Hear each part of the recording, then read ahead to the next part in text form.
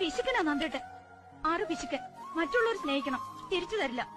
1000 തന്നാ തിരിച്ചു തരണത് 10. എനിക്കിപ്പോ അത്ര സൗകര്യമുള്ളൂ. അപ്പൊ എന്റെ തോന്നല് ശരിയല്ലേ?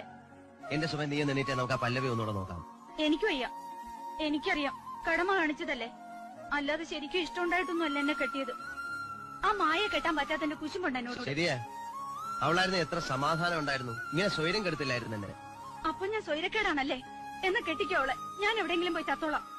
നീ പോയി ചാവ്, എനിക്കൊരു ചുക്കുമില്ല. ഞാൻ നല്ലൊരു മാവ് വെട്ടി അങ്ങ് ദഹിപ്പിക്കും. അമ്പടാ, ആശ മനസ്സിലിരിക്കുള്ളൂ.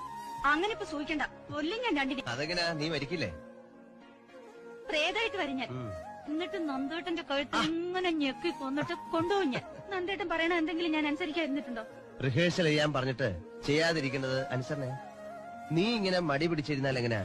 വേറെ വല്ല കുട്ടികളായിരുന്നെങ്കിൽ 2 മാസം കൊണ്ട് ചിട്ടപ്പെടുത്താവുന്ന. ഇതിപ്പോ നാളെത്രായി? നിന്റെ മടിയാ. എന്നാ വേറെ